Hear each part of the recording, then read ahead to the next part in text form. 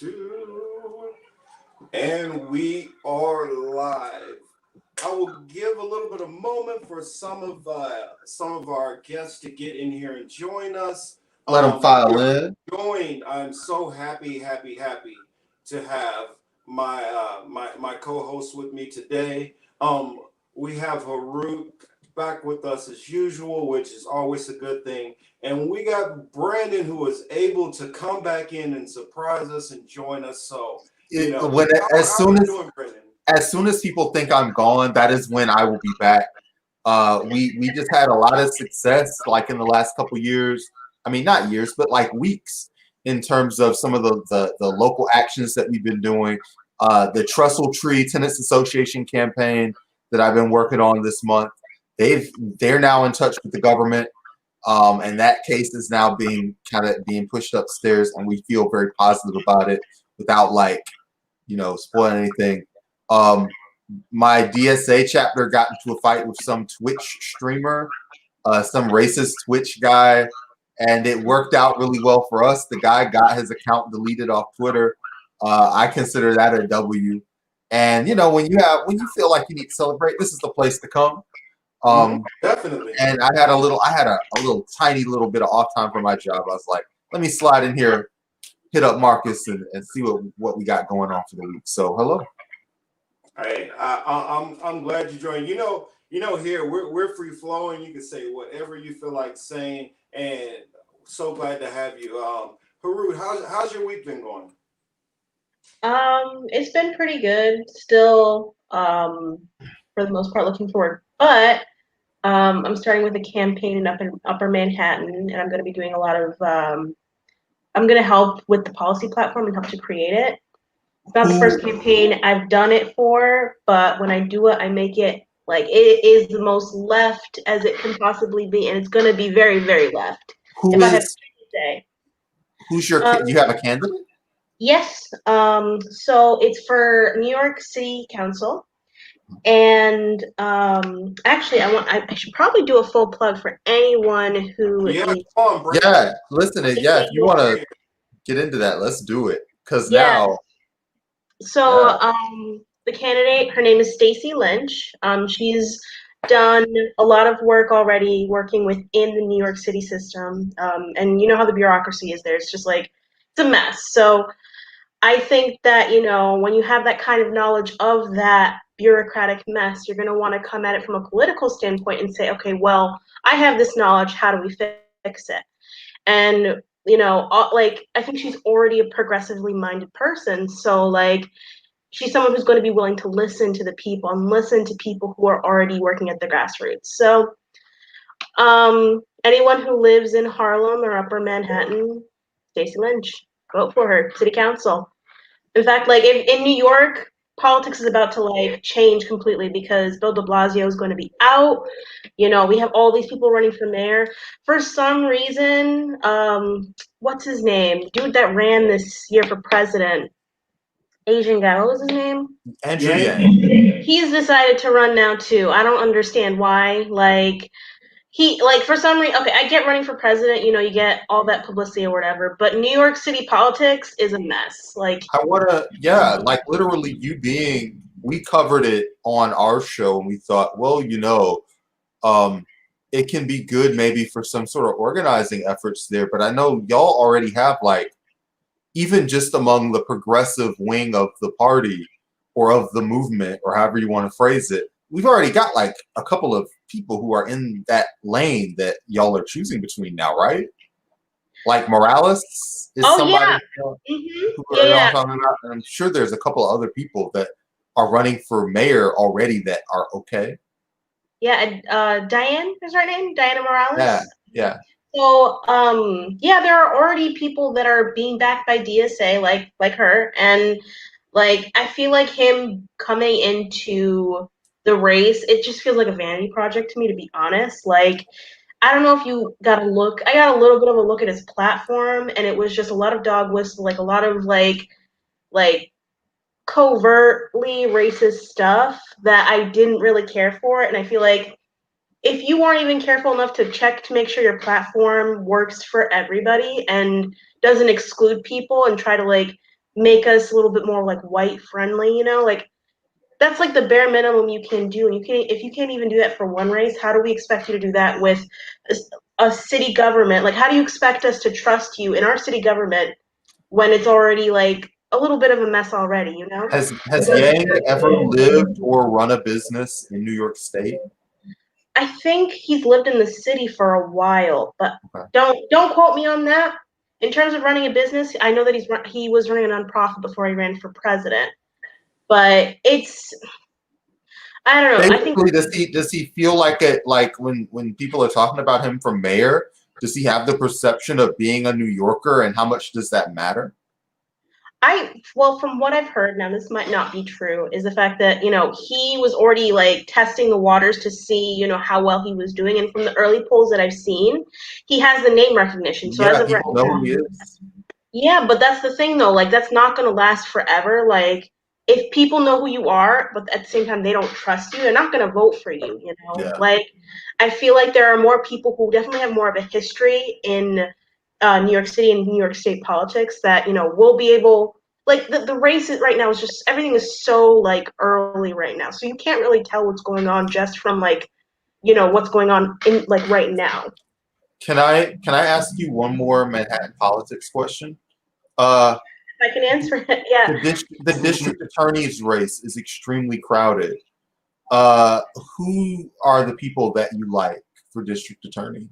Oh, I haven't even looked into like the candidates Okay. for DA. I'm mostly paying attention to like a few of the city council races right now because I know Tiffany Caban is running for city council in Queens right now.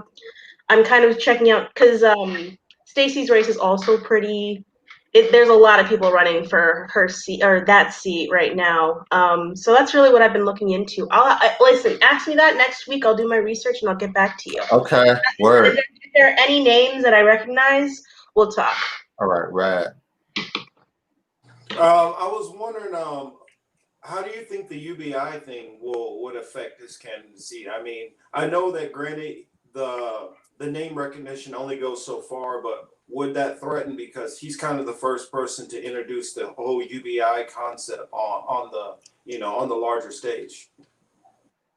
Well, I don't see UBI working at the local level. You know, New York does have like a $92 billion budget, but at the same time, like we're having like our schools, a lot of our schools are massively underfunded. Our police force is massively overfunded. Like before we can even have the UBI conversation, we need to have it at other levels of government before we can have it at the local level. And I just don't find it relevant, to be honest. Like it's an absolutely relevant conversation to have at the state and federal level, but New York City's problems are so plentiful and complex that just saying, oh, UBI, no. And besides, his plan for UBI also gets rid of our social welfare programs that we have that rely on federal funding. Well, that was his idea for running for president. That was the platform for running for president. Laws. Can I just chime in on that? Our friend of our show, Lindsay Boylan, is actually that accuser. Her Twitter has been blowing up the last few days, and she's running for something at borough president. But anyway, yeah, she ran for Congress this year, and if you were following her this year, she was just pressured in incredible ways by the political establishment over there, and also suffered through a lot of personal tragedies. She's fucking cool. Just a really down person. Just somebody that will help you with whatever you need. One of those kind of people. Yeah, she's rad. And hopefully this Cuomo thing, it harms his reputation more than hers. Yeah, I agree. We wanted to get her for a roundtable on women running for office and their treatment, and she got a little ahead of us. But yeah, it's terrible. I mean, if you could organize a roundtable of that again, that'd be awesome. I'd love to watch that. Yeah, but you could moderate it. Hell, Manhattan Borough President. Wow. Okay. Yeah. She's over there. I'll get y'all to meet or something. That's right. That'd be awesome. Yeah. I mean, the fact that somebody's brave enough to come out and call out Cuomo for something Only it, Lindsey Boylan. Been button heads with Cuomo for years. I should find there's a bit in our interview. Cuomo made up a fake political party. I forget what the name of the political party is, but it's like it was like the Women's Party of New York or something like that to endorse him for president for governor because he was running against a woman. He's so shady. He's so ridiculous. Yeah, it's mind blowing. Didn't Pete Buttigieg do something like that also? So what? Didn't Pete Buttigieg do something like that also? I don't think it was a fake party. I think it was like some fake endorsements. Oh, that's right. Yeah, he faked it. He made that plan and just assumed everybody was co-signing. I remember that. That it was guy. Like they sent them letters saying, "Oh, if you don't respond, we're just going to assume that you're endorsing." That's all from a sweeter age. Pete Buttigieg, like now, he seems quaint. That's like, Marcus, you're of an age. You remember when Columbia House used to send them tapes, those cassette tapes in the mail? You got to write them and ask not to send it, and they'll start billing you. It was like one of those deals, Pete. Oh, that's kind of cute. This other stuff Cuomo's doing, that's heinous. Get it together. I mean, you get suckered in with that deal. It'll be like 6 CDs for what was it, like $1? Something like that. Get like another 13 for free. Some kind of crazy ass deal that they will come up with, and you get suckered into that one deal, and they keep sending you back this one and overcharging you like crazy. Oh yeah, I definitely remember those days. They're gone. They're never coming back. Don't worry about it. Thank goodness. It's just like blockbusters. Nah, I mean, the thing is, Cuomo makes it difficult. You never want to cross him in terms of state politics because he will come back and hurt you for it. And because of him, it's becoming harder for third parties to come up again, we had the Working Families Party. I'm sure I think they're functioning in every state actually. They've been really prevalent in state politics here. And they endorsed his they endorsed someone that was running against him, Cynthia Nixon, and now he's just like he's coming for blood essentially, and it's just like we don't need that kind of vindictive politics in any place. Like if somebody's questioning you or if somebody's criticizing you or running against you, take that as a criticism and use it to improve. Don't be petty like that. Come on. I mean, honestly, it seems like that's kind of what politics has devolved to lately. I figure, we got another New Yorker who has kind of been in most of our Twitter feeds all over, and her name is Alexandria Ocasio-Cortez. And so I figure, smooth transition about this situation that has been going on between her, Justin Jackson, the pro NFL football player, and Mr. Chicago's finest, Jimmy Dore. Love him or hate him, right now, most of the wins seem to be at his backs, and most of the people seem to agree. Did you say wins? Did you say WINS? Like he's delivered some material things for the working class American. WIN. Oh, win. Like he's. Chicago. Jimmy. Okay, Jimmy's doing a lot of this. Okay, all right. I see what's up. That's fine. That's cool too. I would love some WINS, but WIND is cool too. Whatever. Hello. What's up, son? What's going on, guys? What's up? How you doing? Haru, how you doing? Brandy, Marcus, what's up? Sorry to interrupt. You couldn't stick away. I see you. Perfect timing. Perfect timing. This is a good looking panel, I tell you. Oh yeah.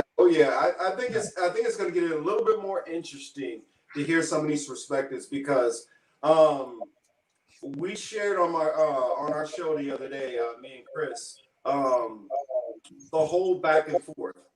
And so we showed Jimmy Dore part of his exchange, probably about 6 minutes or so, and we laid it out. But I haven't got to hear Harut or Brandon's perspective yet. So we will start with Our Lady of the Council, Ms. Harut, what is your thoughts?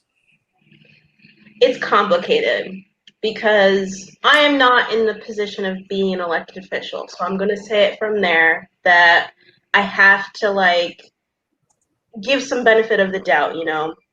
But as a leftist, as someone who, you know, there's nothing challenging my beliefs right now, you know, and from the way I see it, like, there is no better time to start putting the pressure on the establishment to get Medicare for all passed, you know. As of right now, 250,000 plus people have died from this. According to the statistics, this is based off the numbers. In fact, it's probably more by now. But after all these people dying, like, you can, like, all you have to do is say, you know, there are all these people who may not have access to healthcare, and because of that, they're dying from something that should have been preventable. They shouldn't be dying from. I mean, we can look at numbers in New Zealand, even in Germany, like, their numbers are high, but they're not at the levels that we have here. And that's based off of just population density, whatever.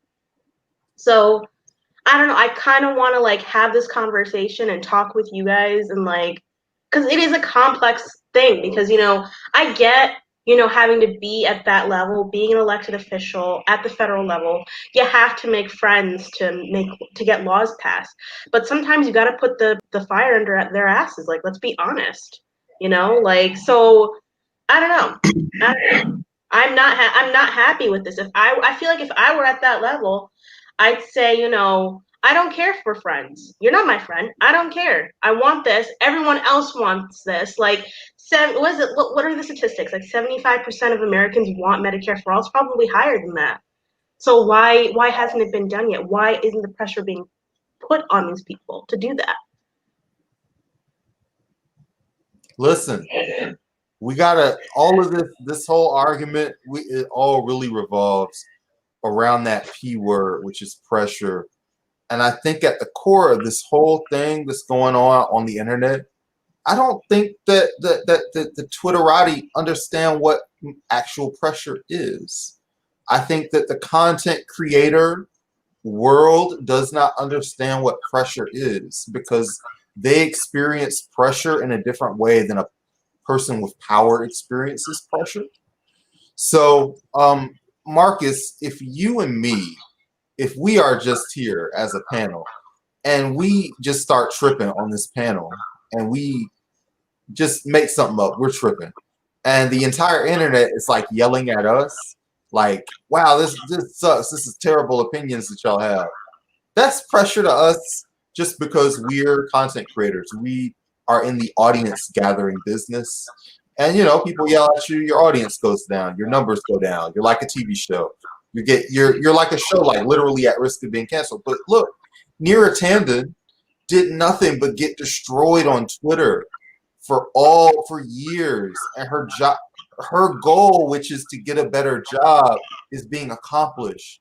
Joy Reid has been on Twitter talking all kinds of stuff out her neck, like about name a person, just completely wild, and on Twitter getting the social media pressure, dunks, screenshots, records, receipts, all that stuff that people that on the internet think is pressure and isn't. Y'all did all that to her, and she now has a great new job.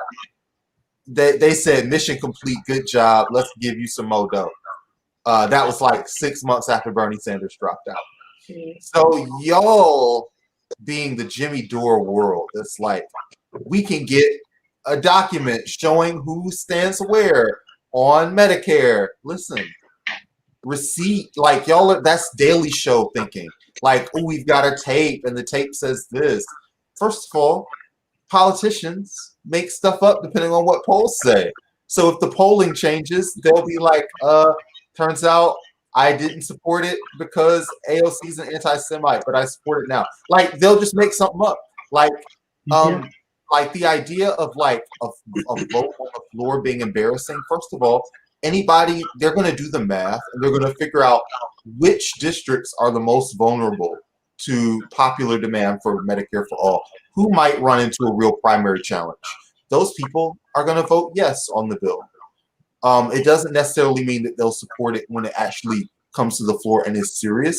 It just means that Pelosi, because they played ball with her at some point in the past, Pelosi is like, nah, you can go side with AOC. It's cool. And she's going to go to the other people and be like, all right, it's your turn to be the bad guy.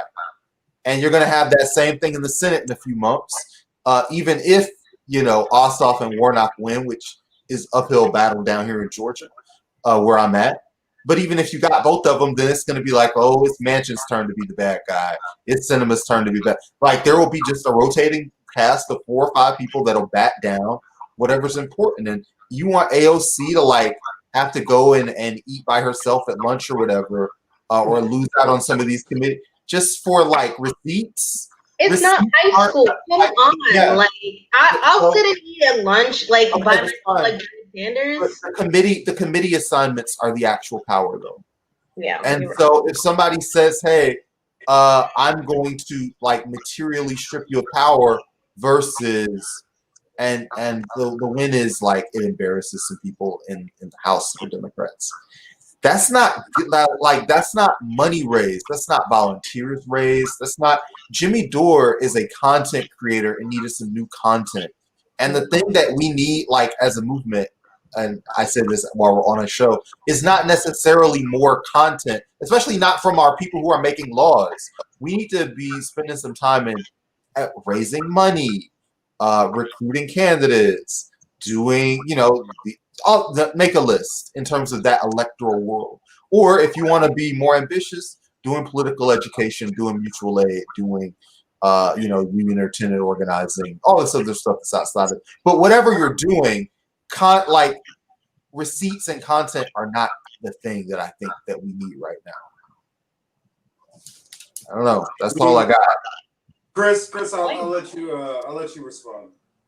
Oh, I think this just really highlights the issue with continuing to involve ourselves in the Democratic Party politics.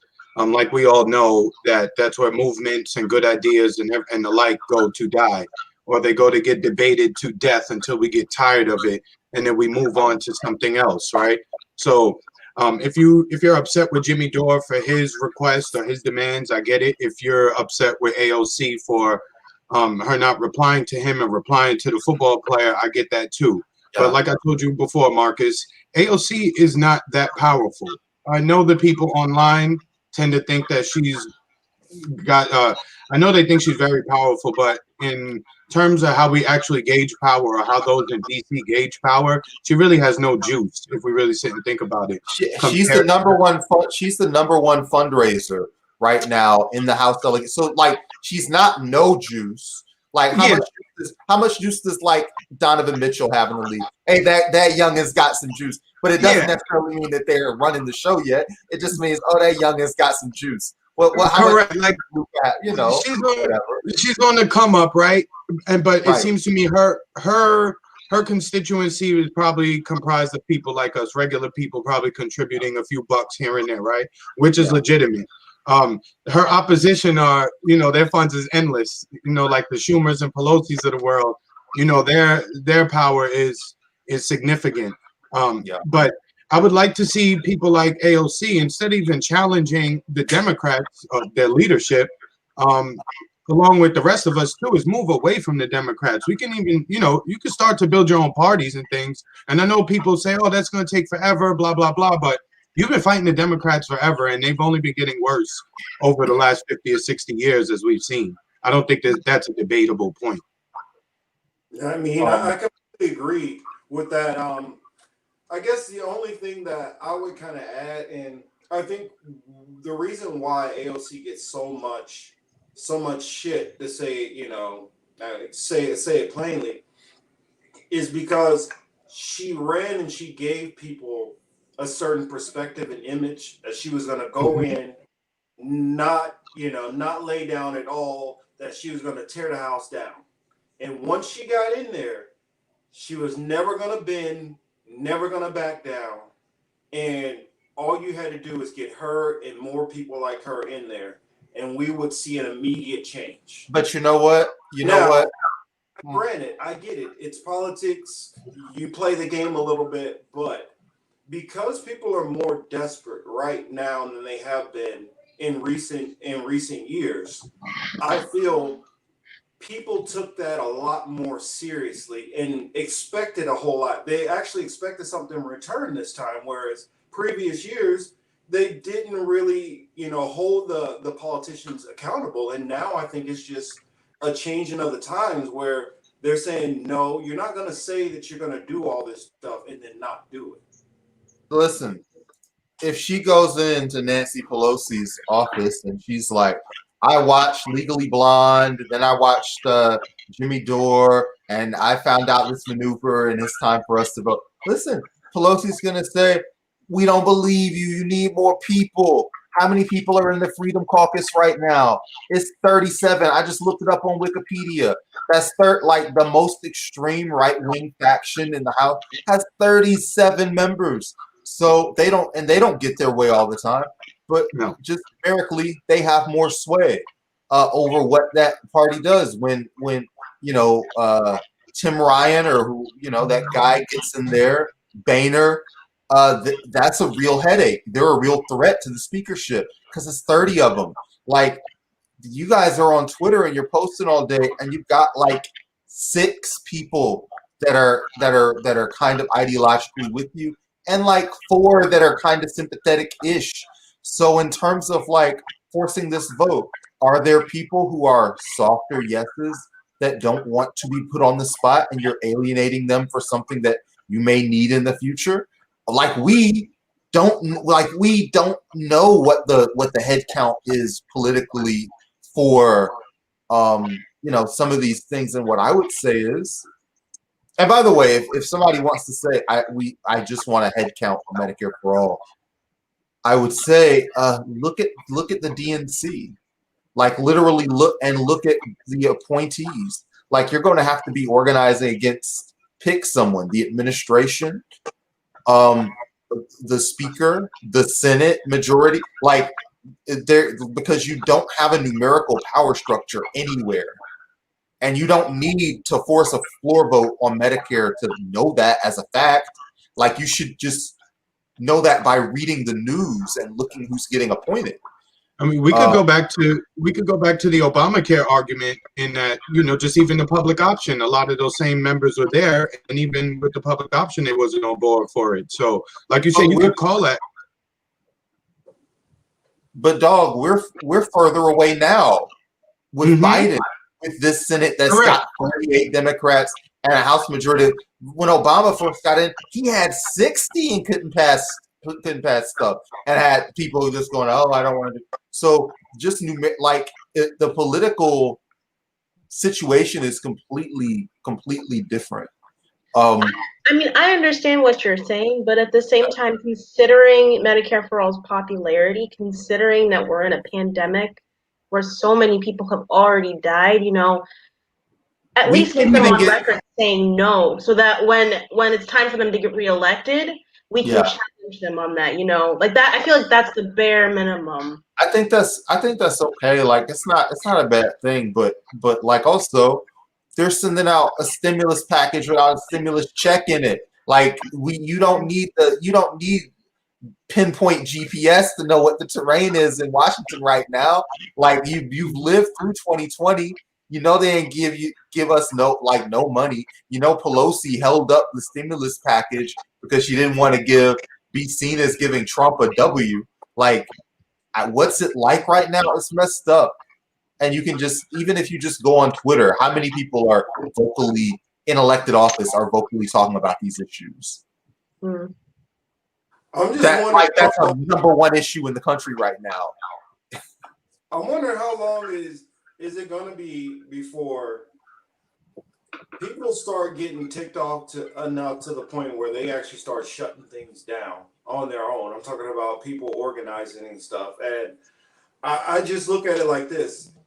If you were saying we can't take care of people and we're not going to do this and we're not going to do that, and it's across the board, rich and poor, that's one thing. But even some of these people who are not, I consider that politically astute, even they're starting to get to the point where they're like, hey, come on, the government, they got to do better than this. And Yeah. at a certain point, I feel like you're almost like poking the bear. I really feel like the government is almost forcing, I mean, not directly forcing, but indirectly forcing situations that can get out of hand eventually. And I'm just saying that this is how these things normally start. It starts off a couple of rent strikes, this and that, foreclosure, and then you got all these people out in the streets. One person gets killed, and then it turns into, you know, something much bigger. And we saw how you know the George Floyd thing, you know, how it went viral and took over the whole world. And I'm saying you have another situation like that on top of all this stuff going on with the pandemic stuff, and I see it as like it's a ball of gasoline they're playing with. Well, look, I mean, it's hard to say. Like, I don't think there's going to be any kind of like mass rent strike in America or anything like that.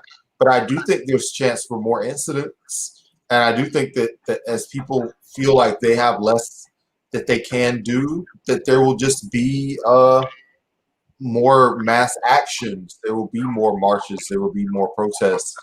Um, this thing has just been really terrible, and Biden is coming in and is like, I'm just gonna really ask people to wear masks. Like, I hope that there's more going on than what he's talking about. Because if he comes in there and he gives this inauguration speech and he's like, hey there, it's time for us all to come together and wear a mask, he's in for a rude awakening of how his first 100 days are going to go. Don't expect anything different. That's precisely what's going to happen. Well, we're not going to hear any more about those kids in cages, and they're still going to be in those cages. Like, let's be honest, they were doing that long before Trump, and they're going to keep doing it, except we're not going to see it on the news. Like, it's just going to, our whole political situation is going to just keep devolving. And all those people that were like, anyone but Trump, like, who do you think built the cages? Like, damn. Like, that's all I got to really say. Like, where have you been? where Harut, when you tell them that, they don't, especially Democrats, liberals, when you start telling them certain truths that offend their sensibility, they completely ignore you and you're crazy. So just like what you said, yeah, you know, they created the cages and now you try to tell the people that, and it's all on Trump. So you can see there's a disconnect. I know, like, you're definitely being logical here, but like for me, it's hard to be like, we're supposed to be polite and stuff, and I'm just like, I was trying to be polite to you. I was trying to like tell you the facts, and it offended you. Like, at some point, you know, it's just hard to continue to be polite, you know? Mm-hmm. That is the reason why I think things are going to continue to get worse, because I think that not only do we have a Congress which is kind of just asleep at the wheel, we also have a large segment of our population which is numb to what's going on to their own neighbors. And if you're not paying attention to all these things, it can affect you in different ways. You have suicides on the rise. You have murders on the rise. You have random ailments, people passing away at alarming rates. And that's not even talking about, you know, COVID. So all of these things going on, and I think all these different outside pressures, and then the government saying, well, even with all this going on with the pandemic and all that, we're still not going to help you. I just look at it, it's itching for bad things to happen. You know, Congress, you mentioned Congress. Congress is doing exactly what they're supposed to do, right? You know, they're the barrier between us and, you know, their handlers. So, you know, we complain to Congress, and I guess it's helpful on one hand, but on the other hand, it's like such a waste of time because they don't really hold power. They just keep us from it. I mean, we can't expect them to do all the work. I mean, the organizing has to happen outside of government. It has to happen with unions. It has to happen with grassroots organizations. It's just that that kind of change is not going to come very soon, and we're going to be fighting, and we might not even see the fruits of our own labor. Like, it's sad because I don't see the good stuff that I want to see happening for me. It might happen like for my children or my grandchildren, and it's hard to continue to fight knowing that you're not going to benefit from it. It really, really sucks, but it's the thing that's going to be our legacies, your legacies, my legacy, our legacy. And it's sad. Honestly, it's really sad. It sucks. Mm-hmm. But that just presents opportunities for something else too. There's always beauty in the struggle, as they say, right? So, granted, we probably won't see the benefits of our labor, but if those after you come, they'll write stories and sing nice songs about you. Yeah, they'll say they loved you, and then like someone on the other side, like it's like Martin Luther King, man. Like they used him as like some like weird propaganda tool when he was just as radical as we are. Like I don't think we're radical, but whatever. We don't have to worry about that specific thing just because there's so much content out there. Like all that media manipulation really applies to stuff that's pre-internet, but now all of this stuff is like subculture of subculture of subculture. I mean, think of like Michael Brooks. Like nobody's going to try to transform Michael Brooks because he's like a small thing and he's relevant to his own culture. So if one of us bites the bullet, I'm sure that the people who like you now will continue to like you and know you in an authentic way. And hopefully the stuff that we're saying is relevant for a long time to come, Well, I mean, I don't see us like Martin Luther King is seen as an individual, like us as a collective, Oh, yeah. How are they gonna whitewash us? How are they gonna change our message to fit their agenda, Oh yeah, absolutely. I do understand where you're coming from with that, because that is something that can be big enough for the market to dip its hand into and twist around more than any of us individually. So I want to ask you all a question. What do you think the response will be from the average person once these evictions and foreclosures inevitably start at the end of going forward? I think they're trying to put that off for as long as they can, and I think that at least under Trump has been a place that they have not wanted to go, and I wonder whether the Biden team will understand the obvious radicalizing effect of such a thing, and will continue to underwrite this. Well, here's the thing: part of this is the financial system is a little bit out of the president's control. Like the president does not get to decide like when all these ships get called in. But I don't think that Biden will want this eviction stuff to happen because it would just destroy his popularity immediately. Well, I mean, there's a lot of stuff you can explain away and you can talk. Like, I don't think AM Joy can shuffle that out of the way. You know what I mean?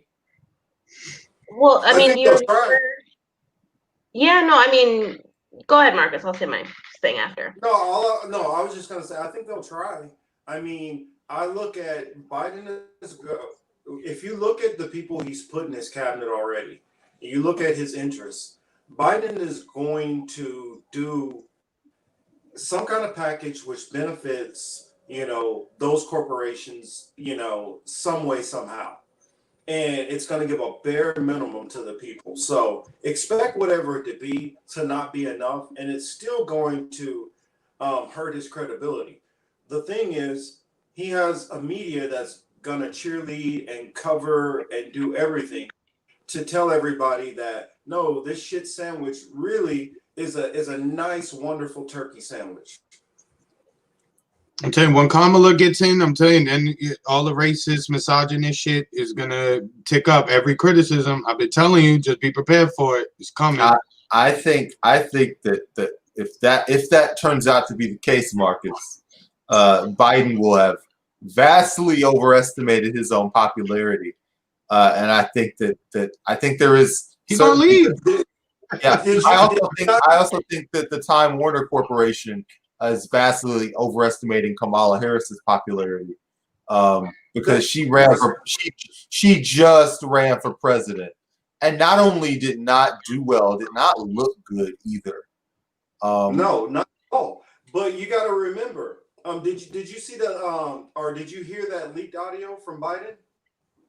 That was some horrendous. That was some horrendous audio. That Is this dude. new That dude audio? is. Like, what audio was? Yeah, this is him and civil rights leaders. And Joe Biden is really feeling himself, man. That's the real takeaway. Like that stuff when That's he was my talking. point. Yeah, listen, if he thinks he can get away with that after these rent checks start coming, he'll learn something. I think he will learn something if that's the case. But Do you remember the last housing crisis though, when people were getting evicted? Like they were getting their houses were getting foreclosed on, and they did nothing. You know, I think they're just expecting to do the same thing, to do nothing and hope everything worked. I mean, this was in the beginning of Obama's presidency, and like even now he's still popular. You know, so I expect him to do the same. Like I expect the media to whitewash everything and say, "Oh, look at all the good things that Biden did," just like they did for Obama. You know, so And it's all just like. all the attacks are going to be branded extreme right wing off top. It's going to be nothing but Trump supporters, former Trump supporters who are attacking. So they'll use the most wildest accusation from the right. They'll parrot that up to make it seem like, well, this is the only criticism, and it's coming from crazy people. You know, Biden administration, they're doing great for Team America. You already know how it goes. It's so predictable at this point. It's not even funny. you guys think that the bottom's gonna fall out of the United States economy and Donald J. Trump won't be on Twitter? Maybe they're not scared of Jimmy Dore posting. Let the bottom fall out and Donald Trump listen. It's potentially going to be a mess, and what I'll say is that stuff that happened under Obama, that was for Obama. That was a different guy and a different situation.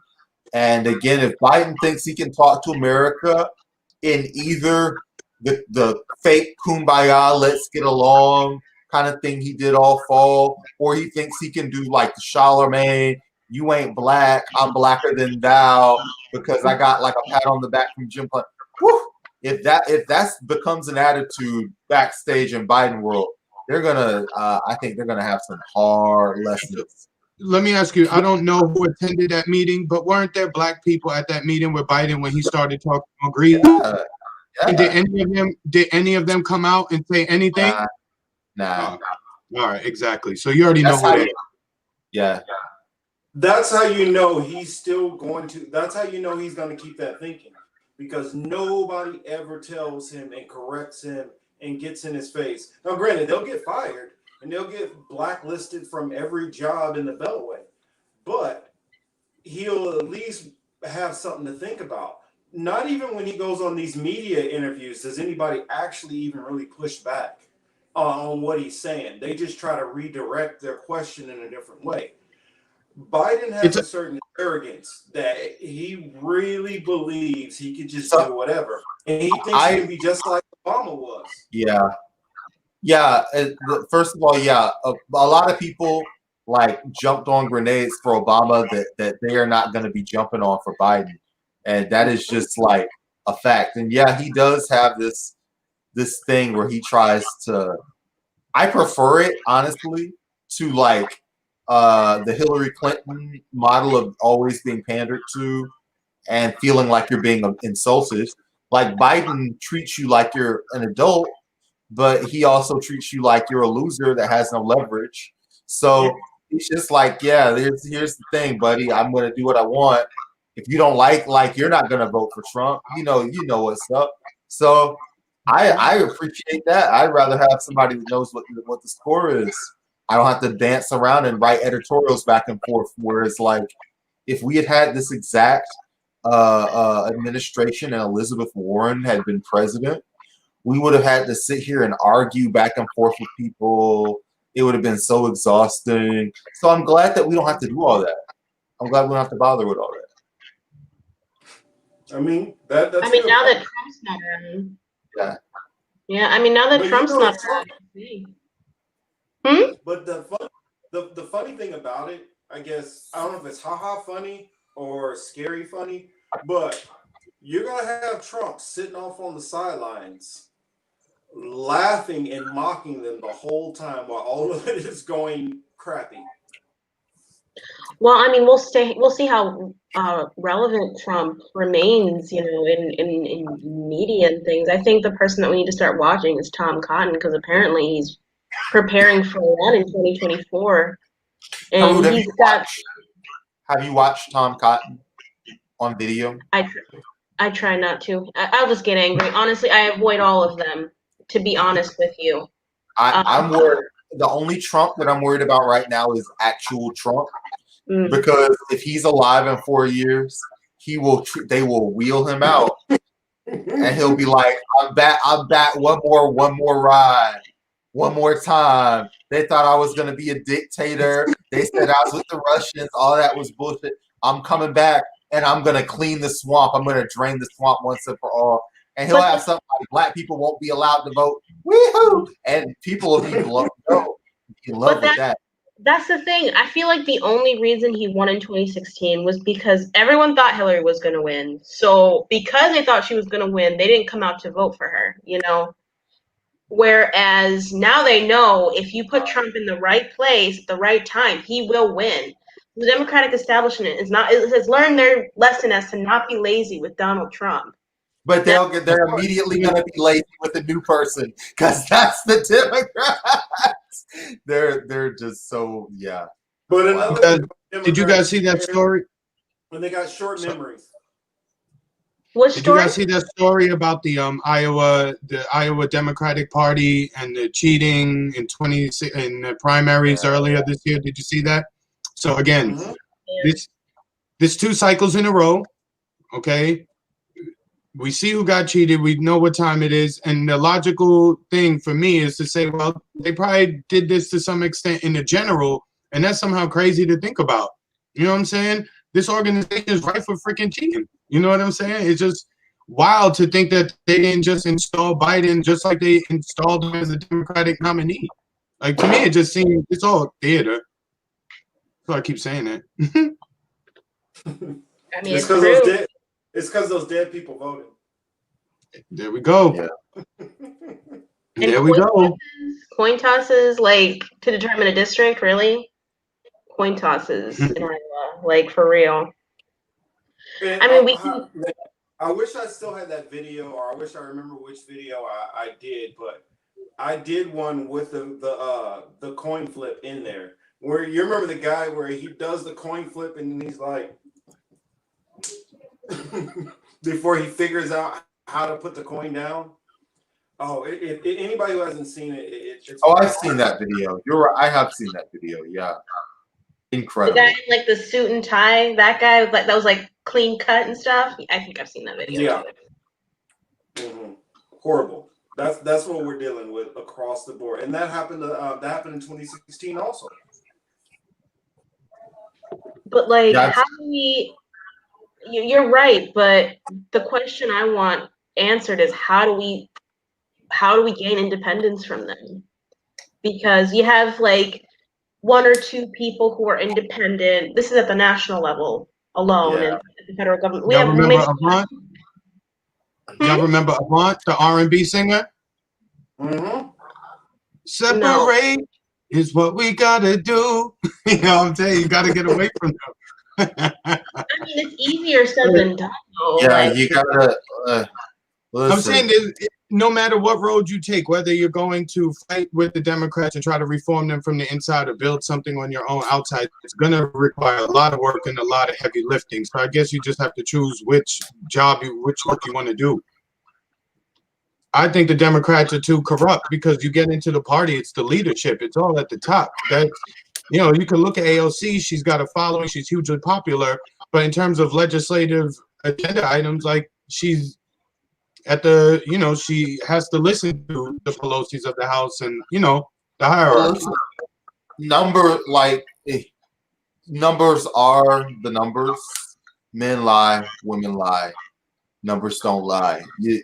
All of this national movement around these national priorities that you've got so much support behind have gotten you like 6 or 7 strong Congress people. Again, the more numbers you got, the more of a scene you can cause, the more you can do.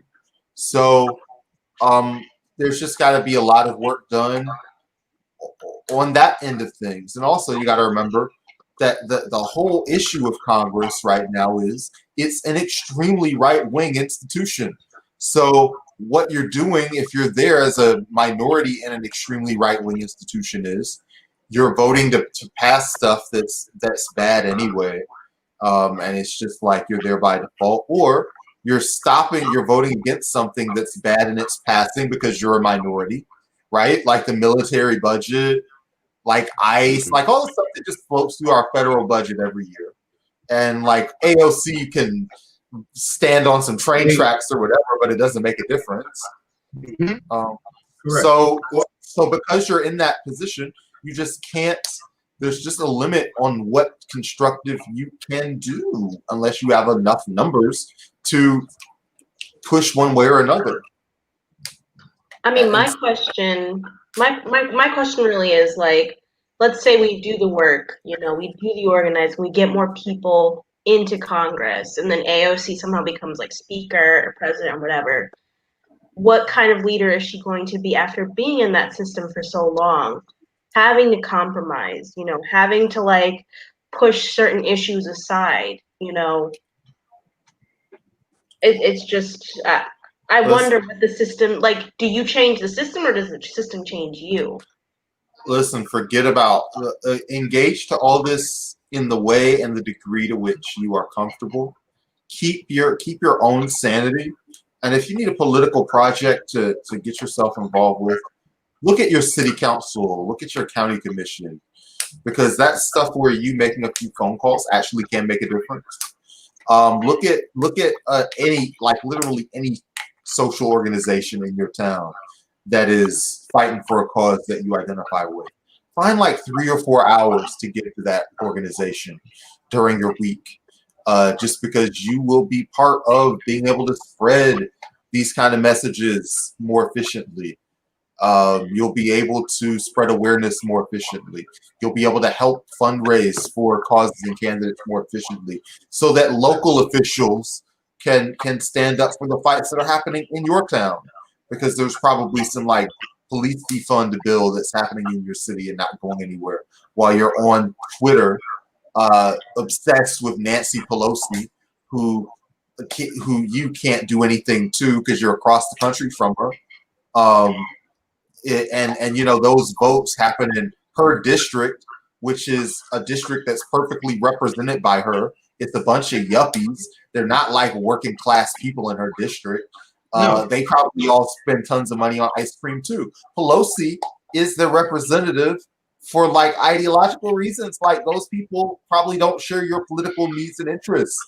So look around your neighborhood and who are the people who share your political needs and interests? And they probably live on your block. They live in your neighborhood. They probably go to a church that's in your area. Start finding those people and talking to them.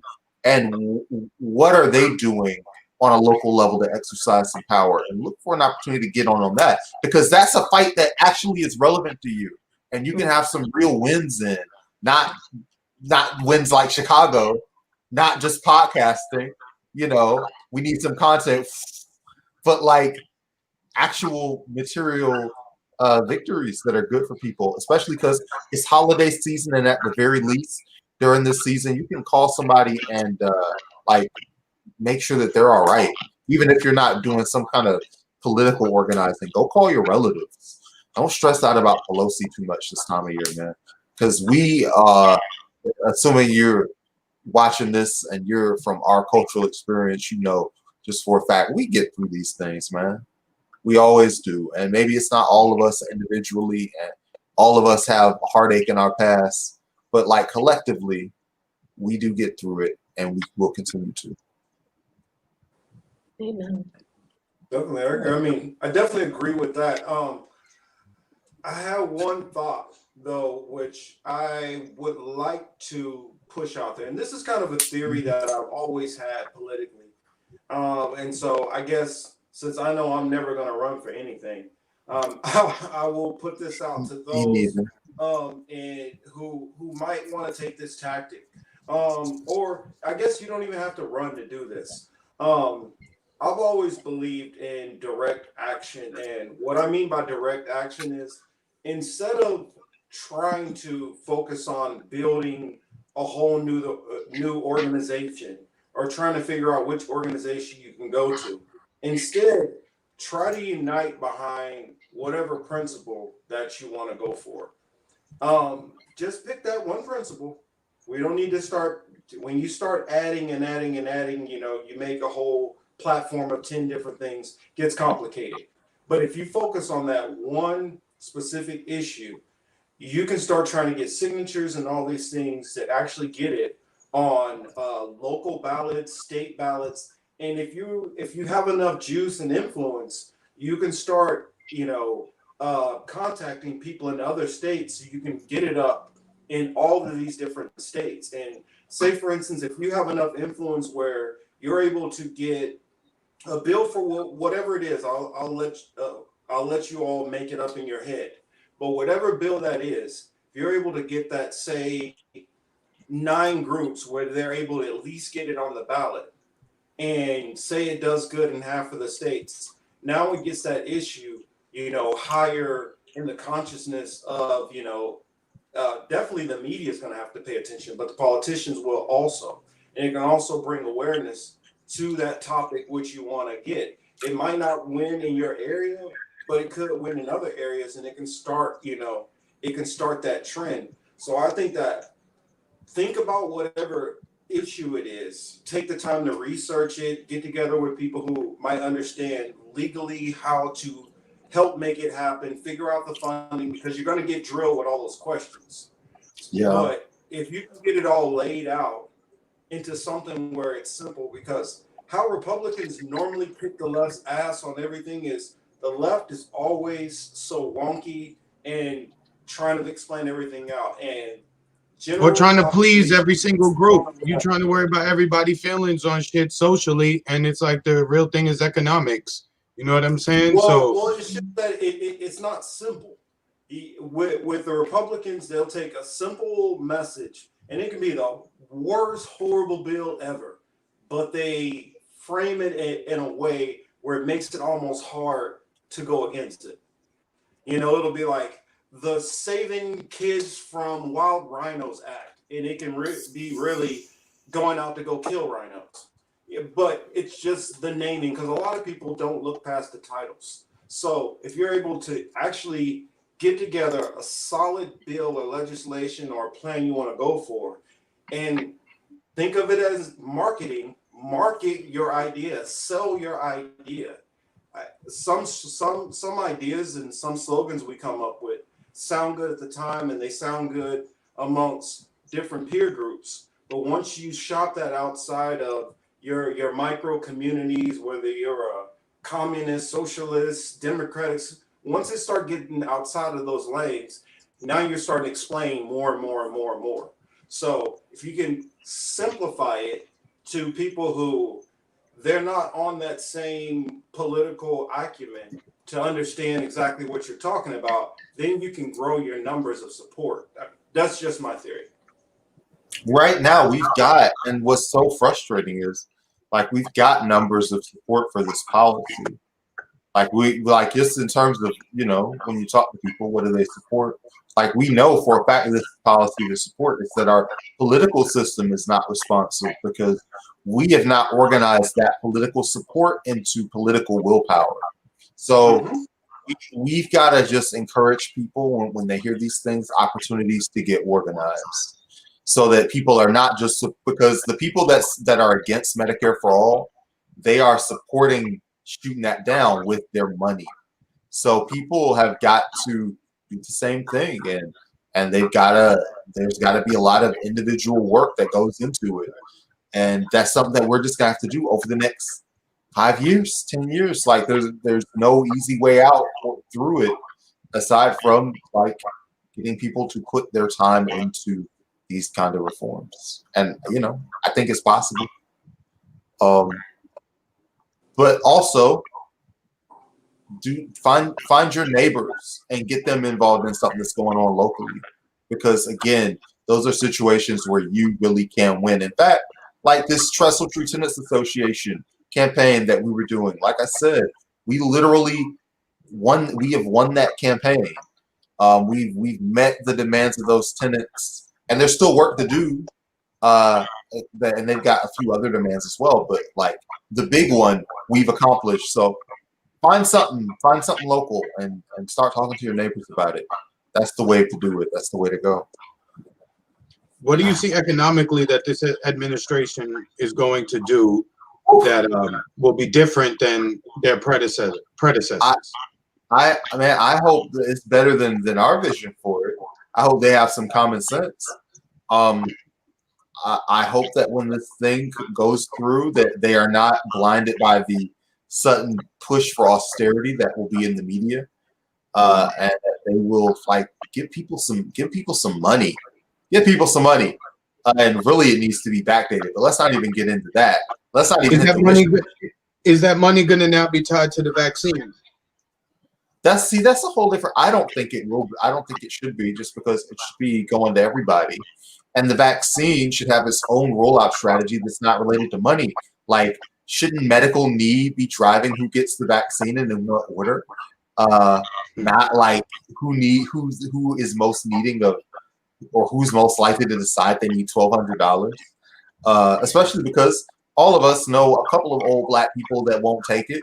I'm gonna let these white people take it, So I want to just encourage like people to just, if they can get it and are comfortable getting it, to just get it. Yeah, they go ahead, man. I'm good on that. Tying the money to it seems very fishy to me. Yeah, I always tell Marcus, when I saw Cuomo come out and mention black people's health, I saw de Blasio mention black people's health, I saw the Gates mention black people's health. Anthony Fauci just 2 days ago said that, oh, my African American brothers and sisters. They all have consultants. They have consultants. They tell them what to say. They all get paid. Yeah. But literally, Fauci goes and says, well, I just want my African American brothers and sisters to know that a black woman helped develop this vaccine. What that do for us? So they keep mentioning us. I'm straight. I'm good. Y'all could go do that shit over there. Listen, I actually will take it, just because, like, I live in the close vicinity of somebody who's immunocompromised. Yeah, and listen, hopefully, Beyonce or whoever's funding the vaccine, I get some mutant powers and throw some fireballs from my hands. But yeah, it should be fine. We'll just see what happens, man. I'll see what happens. I'll pass on that. I know y'all are out there searching for the Ark of the Covenant over there in the political matrix. I know y'all not taking it, but the rest of us, like, I gotta go to work. I gotta, people are coughing. I'm probably just gonna take it and move on. I don't trust none of the players behind this. Their track record is bad. I'm super good. But when it's out, I think it's gonna be dependent on not like whether we want to take it, but shouldn't it be like the old people get it first, and people who work in the hospitals, and there should be some kind of scientific pattern for who gets it and when, I would hope. And that's why I'm wondering why they keep talking about the vaccine in relation to 12% of the population. That's a little eyebrow raiser for me. Because that 12% of the population probably gonna be half the people who don't take it. Yeah, but they're only told by us. yeah, because that's an easy. If I was in charge and trying to get people to take it, like, black folks ain't gonna take this thing, right? So I'm glad that whoever Joe Biden's paying, AM Joy or whoever, told them that obvious fact. I'd be more concerned. They didn't mention black people don't want to take their vaccine. I would find that weirder. Like, they're not aware of this. Yeah. Yeah. Medicare for all sounds so nice. That's right. I'm glad the left is learning from things that passed, because the Patriot Act is a law right now, and the Affordable CA also is a law that passed. So actually, the left should be doing a little more learning and naming their bills after things that are popular and people like. It takes a long time for the Twitter world to catch up with the real world, but we're getting there. Yeah. And we at this point in time, we got to be real careful about what the government wants to do. You know, I used to be heavy on Medicare for all. I'm still for it more or less, but I don't trust the people who would be administering these programs, because here's the thing: you can help in so many other ways, and they refuse to do it. So, are you an entrepreneur? Are you in any organizations? What are you doing with your non-work? What lens do you approach this stuff, from? Are you a business person? Are you yeah. Oh yeah. Mm-hmm.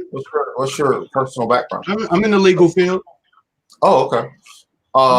So yeah, the reason why I bring that up is I think that when you think of like the government just having such a bad history, let's see. Yeah. Well, when you talk of, let's talk about this. Nothing either side of the two-party system pushes is ever good for us. Us is a different group of people depending on what passes.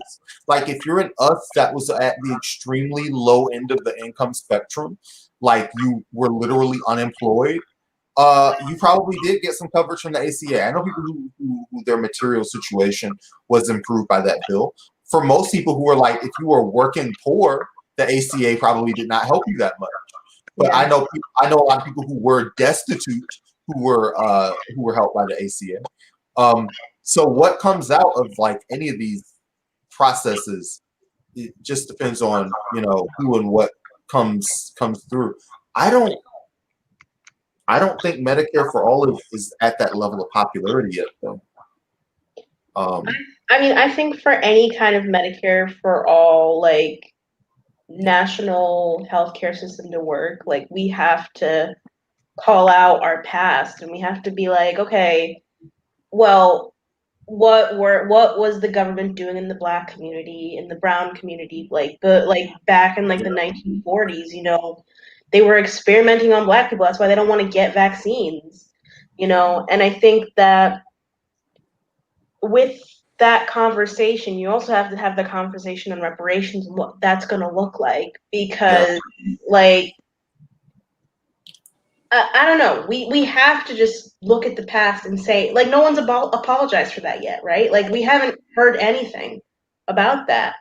And to be honest, like, public or private, I'm sure Bill Clinton signed a piece of paper sometime in 1998 that was like, my bad about Tuskegee or something like that. But yeah, I think that's completely relevant to what's going on right now, though. Well, and also, too, we have to just look at where they've been doing all the trials. It's India, Pakistan, Sri Lanka, Africa. It's funny. They don't never do any of these trials in Australia, New Zealand, other European countries. So, again, it's always done by, it's always done to another group, and what happens is a lot of them end up sterile. So to me, this is what's going to happen. These, if you just look into these people and their backgrounds, their beliefs, their ideologies, it's not hard to see what the hell they got planned. I know it seems crazy because a lot of people don't allow their brains or their imaginations to go to certain spaces, but I mean, it's all there in the documents. I understand what you're saying, but it just feels like in order for us to completely negate the idea of using public, like having a public system, you have to have more faith in the private system. The private system's even worse, The only way that we can make the public system better is to stop seeing government like a business, like being okay with losing money, being okay with funding the public goods. And a program like that should remain non-political. The problem is like something like Medicare for all, right? That shouldn't even really be political in that. It should just be, we're trying to establish a program so people can go to a doctor when they need to, and they're not being, they're not going broke for visiting a doctor for themselves or a child or whatever. The politics that surround it just make it real nasty. That's, that's the other part of it. If you could find a way to separate the politics from it, it would be a little bit better. I know it sounds kind of impossible, but yeah, the politics is the money. So it's who makes money and who loses money. Yeah, if you can separate who makes money and loses money from who makes money and who loses money when a person gets sick, then yeah, you could do it. But the fact that it is at the bottom line a financial issue, it is about the survival of those companies. It's also about, and this is something I always say, it's about television companies that get money from these pharmaceutical companies. Like half of the ads that are in the news are ads for pharmaceutical stuff. And those ads are very expensive. Like those companies are the people who pay for the news in a real way.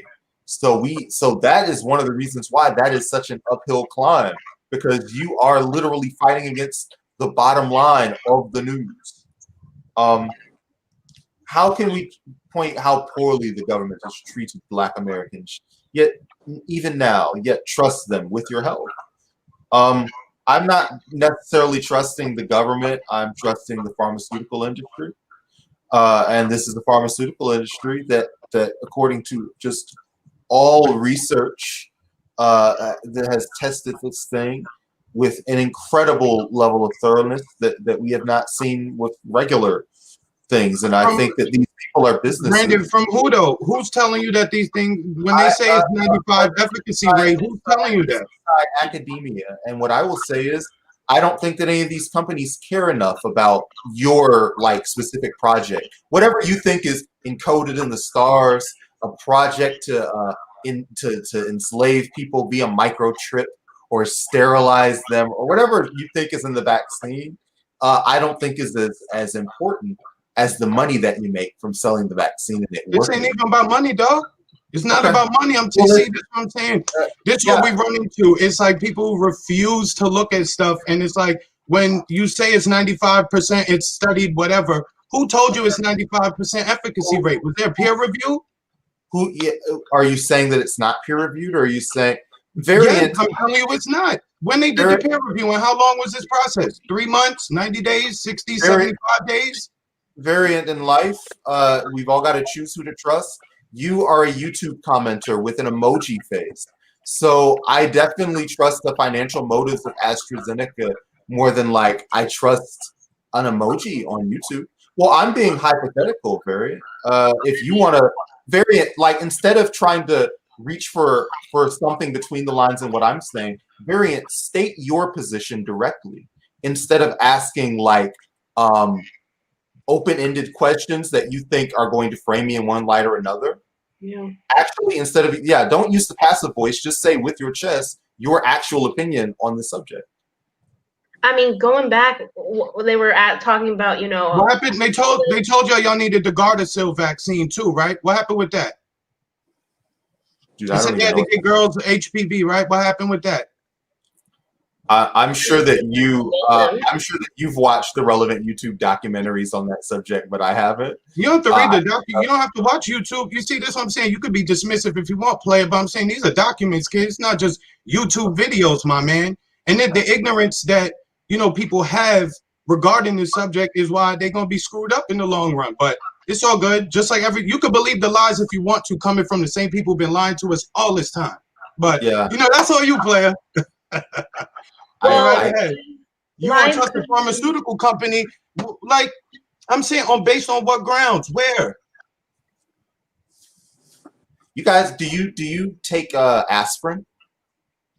Oh boy, here we go. Do you have a relative that takes Viagra? I'm like Tylenol and all that. I mean, we all do. There's room for nuance here. We don't have to say that there have not been medical breakthroughs or creations or inventions that have not been helpful. Nobody is saying that. But with the situation that we're dealing with fake information, fake numbers, fake press, you're not following the money to see who's telling you all these things in the news. All I'm saying, all of a sudden, influenza is gone. Like it's just gone. It's all COVID now. I mean, that will make you think. 90% of people are surviving. Influenza isn't gone. There just isn't as much of a focus on it. And because they're not doing as many tests, because COVID is completely over on the system, Like, there are people right now who are dying of cancer, who are dying of other diseases, but because the system is overrun by people filling up hospital beds with COVID, like, we can't focus, like, for some reason the hospitals can't focus on that because, you know, there are so many people who are suffering from COVID, so that's their focus, you know? Um, in the same way as obviously I would not say that there is no corruption in the pharmaceutical industry, like obviously, whether it's environmental corruption or whether it's rush trials or whether it's you know, like unfair influence in academia. We could all like spend a whole day talking about bad stuff in the pharmaceutical industry, but I will just say I am used to what I've seen over this year, which is there being a demand for a pharmaceutical product and capitalism supplying a solution to that demand. You know, people had floppy penises for quite a while, and they said we've got something that'll kind of work on that, and it hasn't been perfect, but it seemed to satisfy, according to repeat customers, the need that was established there. And maybe there was some other ulterior motive that happened there. Don't know, but it also seems to do what it's designed to do. So I'm thinking that this vaccine, although you never know. So the vaccine like, going to prevent you from getting sick? well, what do you mean? Is it going to prevent? Is it going to prevent you from contracting COVID-19? Boy, I would hope so. You hope so? Yes or no? Will I be hit by a bus tomorrow? I'm asking you a very direct question. You're coming. I know. Yes, because you're asking me about a future event that's a possibility or not. You're asking me about an event that's a probability. And literally, you asking me, will the vaccine, if you take it, cure you of COVID-19? And if I say statistically, probably so. But you could also say, well, my case revolves around, but what if it doesn't? And I could say, well, I plan to go and go out and have a beer tomorrow, but what if I get hit by lightning? I don't know. We just look at what the pharmaceutical company said, that it's not going to prevent you from catching it. It's just going to lessen your symptoms. Hey, Chris, let him respond to this comment real quick. Do you how do you live? Do you feel like there's anybody in your life who gets sick or die from this?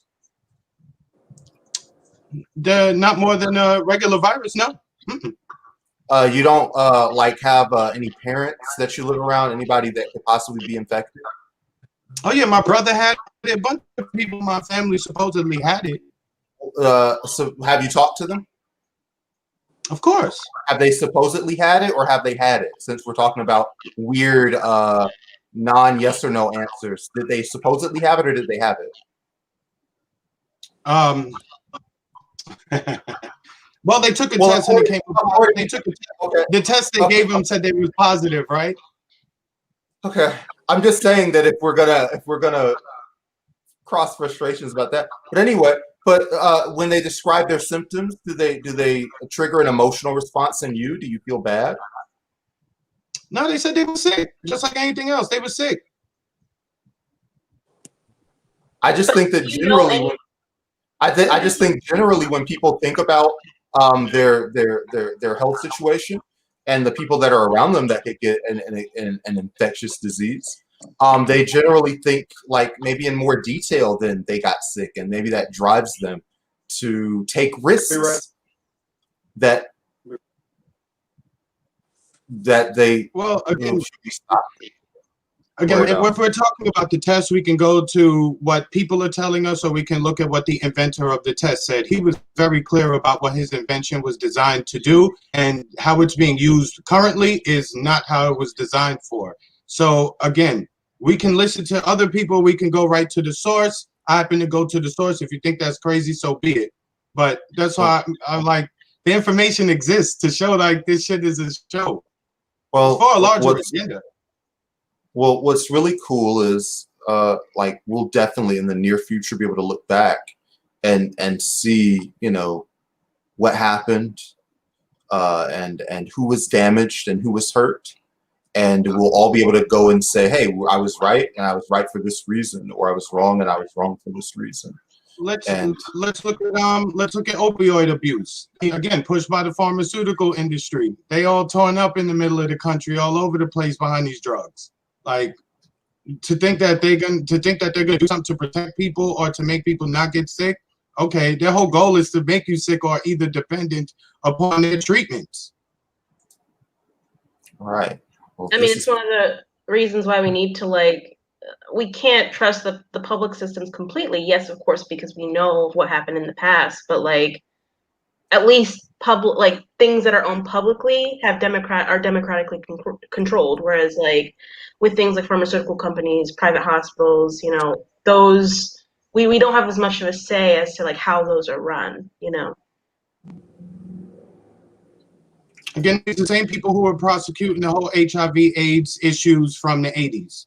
The same group of people. You could go back and find their institutions. Same thing, the same PCR test, the same doctor was complaining about them at this time. And here we are again, 30 some odd years, almost 40 years later, same people, another pandemic spreading across the globe. So again, I'm very skeptical, extremely skeptical. Well, here's the thing. I never blame any Black person for having any amount of skepticism in American institutions. And what you guys decide to do with your own health is pretty cool. None of the speeches, with great respect, that you've given me are speeches that I would feel comfortable giving in a hospital. And I've just life has just been too fragile for me and the people around me for my own love of education to get in the way of taking measures that the former head of Pfizer, Dr. Michael Yeadon, is actually he's trying to get them to stop the vaccine. So I guess he's crazy too. Well, I've certainly never called anybody here crazy, and you seem very well read on this issue. So, yeah.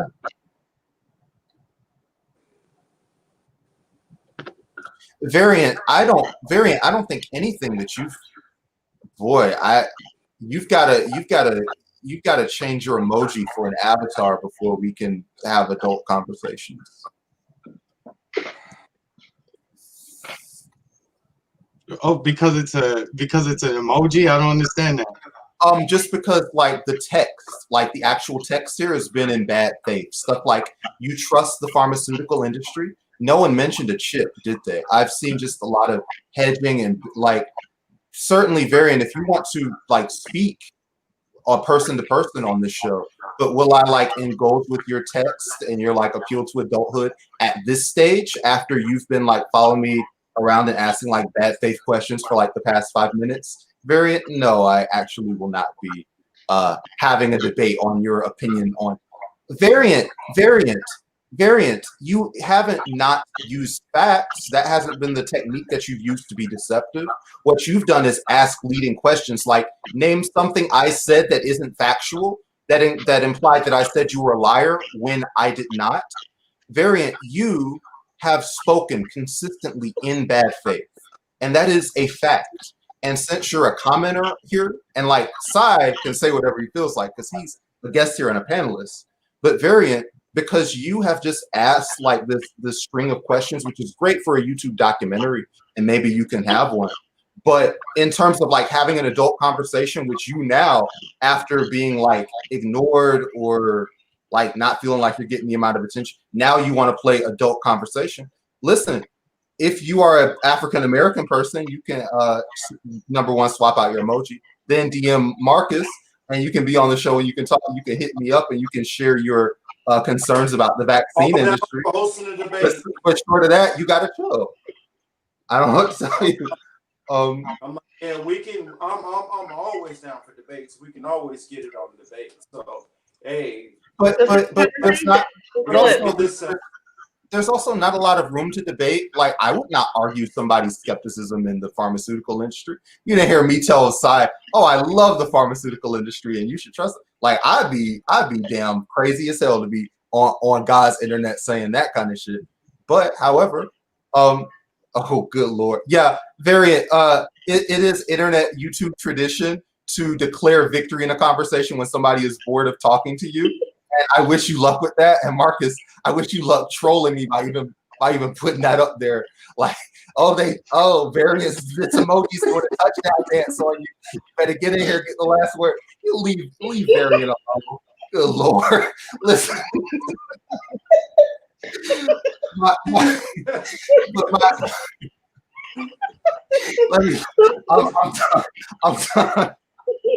Oh yeah, I'll start it up. I'll keep it going. But another time. But I wouldn't. Anybody that's skeptical of the pharmaceutical industry, I'm just talking about. I'm willing to make that personal choice for just the people in my own life, and y'all can all Variant. I feel like you're either willingly or like somewhat like you're misinterpreting. When someone says trust, trust can be unlimited. Like I can trust Marcus to have the show going on time. And there's also like a deeper level of trust that like is I trust you with my life and my health and all that kind of stuff, which I also trust Marcus with. So Marcus gets both, but the pharmaceutical company, just one. And it's just will I take a shot on that specific day? And I will.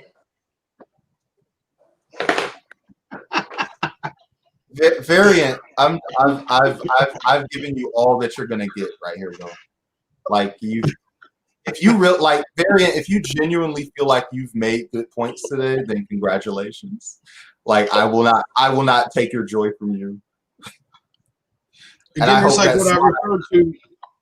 We could get off this topic, but it would be helpful for everybody if they would, just dig a little deeper into certain topics instead of staying on the surface of it and taking, certain people's words at face value without looking deeper into the things they're involved with, their connections, where the money goes, where it comes from, etc. And that's on anything, not just in regards to this. That's just in a lot of issues. Listen, I don't mean this in any way to sound like that's a lot of work. And let me answer. Because you do that. You lead people through that work on a weekly basis. And that's the reason why I kind of get both sides of the coin here. I get Chris's passion because we dig and spend so many hours researching this person's connection and the bank accounts and money tracing to here, and this person is blood related to this. It gets into a lot. And for a lot of people who are focusing more on, say, activism or focusing on politicians in a sense and some of the more practical political things, we're trying to read in between the lines a lot of times. And if other people haven't started going down those ways of research and opening your mind up to just viewing all of the information instead of going, because a lot of people in the lefty community, a big problem they have is they have a biasness to even seeing information. And just because you see information doesn't mean you have to accept it all. And so we are granted on our other show, and granted it was last night, so we're probably still a little in that mode. But what happened?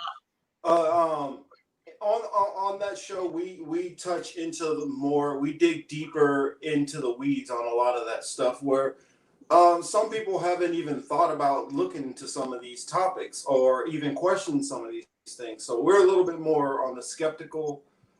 Some could say conspiracy theorists in on some of these things. But if you look at our government's history, I would think it would almost be a little irresponsible to not be a little bit skeptical of this government. So with that said, I just like for us to kind of meet in the middle, whereas we have more patience for people who might not have seen all the information, which we're digging into, and then have a little bit more acceptance to viewing it and then debunking it. Because I won't say who, but there was a friend who I had online where it really hurt my feelings that I did so much researching into this topic. And is this somebody that we know? Is this somebody we know? Yes. Okay. Yeah, I'll tell you off camera. Yeah, that's fine. But I can guess. But the fact that they wouldn't even listen to this information, which I was trying to show them, and I was showing full documents I was showing, accredited documents from this university, that university, this professor, doctor, and a chain of custody between different government agencies. And they didn't even want to hear me out. And so when I started having more people taking that approach to some of this information, I realized, you know what? You're just going to walk into the buzzsaw. I'll let you do you.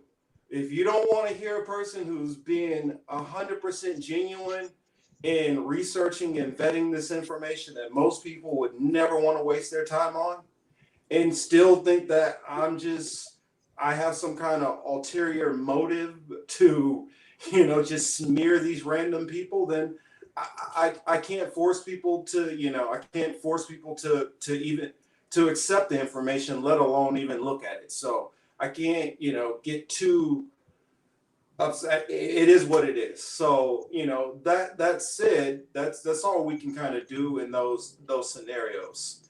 And Listen, one thing which Tim Black used to say all the time, which I really like, he probably still says it, but I haven't really watched it in a while. But he used to say, you got to sprinkle some facts on them. And so I'll just leave a question here or there to let you ponder on it and then come back to me. And so that's kind of been my approach instead of, going at everybody, a little full steam.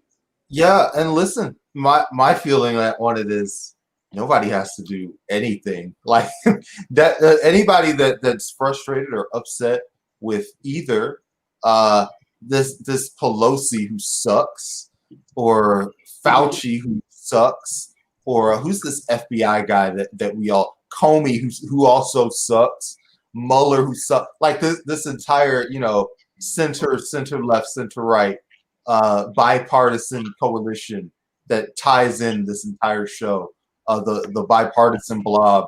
Yeah, they're all universally terrible. So if you're saying something that's bad about them, I'm not gonna yell at you. You continue to go for it because they need it.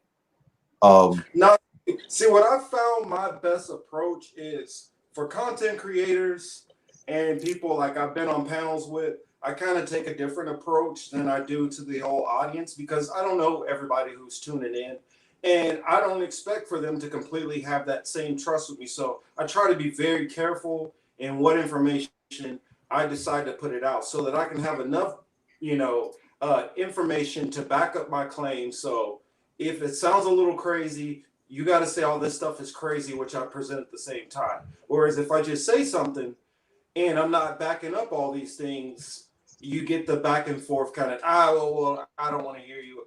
And so that's kind of more my approach with some of these things. But for content creators, I just pull you guys to the side directly and just tell you what the hell I got. And I will literally show you the documentation. So that way you guys don't have to just take my word for it. I was wondering, any of you guys all have anything to add or anything you want to plug before we get out of here?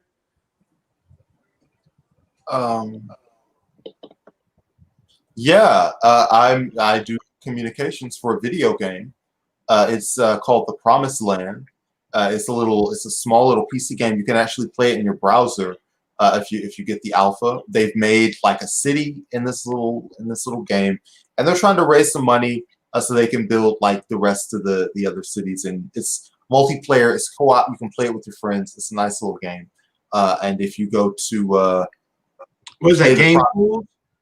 Say what? Was that Game Fools or something like that? Is it you can find it on there? It's Twitter. It's Play the Promised Land. Playthepromisedland.com. Game Fools is a new service. Oh, okay. I thought it was on there. Yeah. Sai, what do you got going on?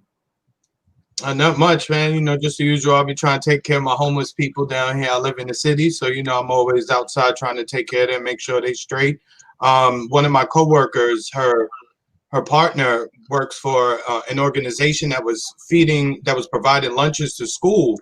But come to find out, because the schools closed, they were literally throwing away boxes of food, full with sandwiches, fruit cups, all kind of stuff that was meant for schools. They were just literally throwing them in the garbage. So they were still fresh. So I take them, I warm them up here, and I give them to the homeless people in this place. So that's my little personal thing. I don't put it on camera or nothing like that. I just go and take care of the people. Actual campaigns that are probably worth mentioning. ATL Solidarity Fund. We have, arrests just off of these protests that have happened this year, and they work to bail those people out and get them back in town. And I've worked with them in the past. It's been pretty rad. Let me ask you though, real quick, are they facing felony charges for that, or are they mainly misdemeanor charges? Oh no, they don't. It's just different for each person who goes in through that system, but generally it's misdemeanors. Okay. But if it's because it's people who are arrested in connection to the protests, Mm-hmm. and so if they have like their phone number or whatever on file, they will go and like pay the bail and get them bailed out and make sure they get to court on time for their follow-up sequences and stuff like that. And let me see. Atlanta DSA is also doing Winter Drive, and we're just trying to get hats and coats and stuff like that. And so I'm glad that you mentioned the housing campaign, because we've got just a crazy housing situation here in Atlanta going into winter. And that's part of the reason why I said it's so important if you can find a few hours to make phone calls for a local organization, just because the senior population is really going through it this year just because of virus and other stuff like that. So yeah. Through my employer, we are involved in a lot of like not neighborhood, but like local organizations. Like, we raised a bunch of money for kids for Christmas, gathered a bunch of gifts, stuff like that. So, I mean, we be out here doing things as best we can, on our level. Yeah. It's good to hear all the work you guys are doing. Yeah, I need to get we both need to get some vacation time going into 2021 and find some one day off this year. I know. One day off. We got to find some time to cool it. Marcus, you wanna wrap it? You wanna take it from here? Mm-hmm. I figure I wanted to show you guys all what I've been working on. Okay. Kind of speed reading in a sense. I know I told you all that I've been getting back into my faith and reading the Bible. In the past, what has it been, Chris? Probably about about a month. I've read about, let's see which way. That far. What edition is that? Huh? What edition is that? This is the King James 1611. Listen, yeah. When you were talking about when we went on the Bible being mostly history, you've read through the literal Bible, like it's mostly history. Like, yeah. And here's another thing I want to show. Another book that I'm reading right now. I recommend it. Babylon to Timbuktu. Who's it by? What's it about? If you are of color, you definitely need to check this book out. It's not very expensive. It's by Rudolph Windsor, and it's you know what? I'll just go ahead and say the full title: A History of Ancient Black Races, Including the Black Hebrews. So that is the book, and I definitely recommend it. And then I probably consume different research and all my different documentaries and lectures that I listen to, probably about maybe 8 to 9 hours a day. So that's what I consume for every show prep, which I do every week. That's a lot, kid. Yeah. I feel bad. I feel bad. You're going in, man. I ain't mad at you though, man. I stumble in here. I click the button, didn't comb my head. I'm like, what's going on here? All right, let's just talk a little bit. Like, well, you're doing it, man. I'm not as smart as all you are, so I gotta like cram. Oh, don't say that. Thumbs up. I can try to hopefully be ready. Because you are letting other people talk. That's the most important thing a host can do, and you do a great job of keeping everything in line and keeping it going smooth. And yeah, you've done a great job. You always do. That's why I'll keep coming back. That's right. Thank you, man. I've been trying to work on it, and especially remember which host has gotten in there and hasn't gotten together. And so we keep that balance going and get to hear everybody's perspectives. And I love the dialogue, especially when we got a full panel like this. I don't mind it, even if we extend the panel out and have a couple more because I've been putting it in the I put out I put out a tweet that anybody who's been interested in hopping on and chatting, of course that they can't be a little bit too wackadoodle. I'm about as crazy and Chris is about as crazy as we can handle. But as long as we can all be cordial and respectful, I'm like, yeah, come on board. Yeah, and listen, Chris, I think Chris, you and me, we've only done like 2 shows together. We need to hang out more often, and keep this I'm whole with it. thing. I mean, I don't mind being a little adversarial, but it's all love. You know what I'm saying? Like, I don't hate nobody. You know what I mean? I just want to make that clear too. Yeah, let's. We've got to keep things interesting around here. And Haru, steel sharpens steel, right? That's right, Haru. I always beg you to come on my show. It's just you're so busy. Like I feel bad. Like whenever I asking you to do anything. Don't try. Listen, I've been spending my days just putting in job applications like 10 hours a day, but that's slowing down now. I think I'm gonna get a job soon, actually. So you know what? Let's make some time. Let's do it. Do it. What you do? What are you looking for? It's service work, honestly, but I'm hoping to get a job as a contact tracer, but we'll see. Fingers crossed. Oh yeah. All right. Oh, I guess I'd be remiss if I didn't mention I have a couple of interviews coming up soon. I just did one earlier today with Big Talk, Little Talk, Israel Lucero. He's the host. Make sure to check him out if you're not subscribed to him, and make sure to tap the bell. And I have one coming up with Frank Analysis coming up Thursday. That will be 8 p.m. Eastern, 5 p.m. Pacific. And then I will be also joining my old friend Steve Poikinen on Slow Day News next Sunday. So our time slot will be adjusted just a little bit, but look for all of those different videos and streams coming. And with that said, thank you all for joining me again. Thank the audience for being here and engaging with us and keeping it fun and entertaining. You all know that I'm gonna like to poke the bear, so let's have a little bit of fun here. It's no holds bar. And I love that you have a chat room for your entire show. We've been getting that like the last few weeks, and just seeing we have an active audience. This show has grown like so much just in like the last 3 or 4 months. It's been very great just having that consistency. Everybody knows when to come by. So it's really great. Especially with switching to this, because the old format has not gone away completely. But I did want to have this panel that's a regular panel, and it's turning out to exactly what I hope for, and you all have made this kind of goal and dream come true. So I definitely appreciate all of you and the past hosts who have joined also. So I'm happy with the direction it's going. Definitely. I don't know what else to say. This has been what I've been thinking. The panel. Make sure to tune in for some of my. I'm gonna come back to my little short videos with what I've been thinking with Marcus Cage.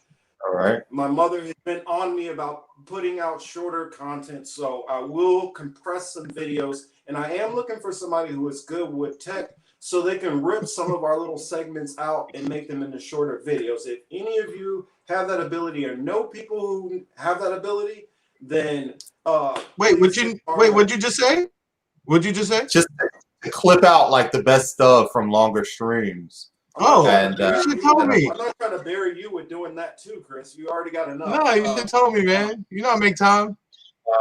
Yeah, I figure we get us a tech person in, that way they can focus on all that stuff, audio issues that we have, echoing, all that stuff. They can get situated, and we can all just focus on giving people the content, which is hopefully entertaining and hopefully educational.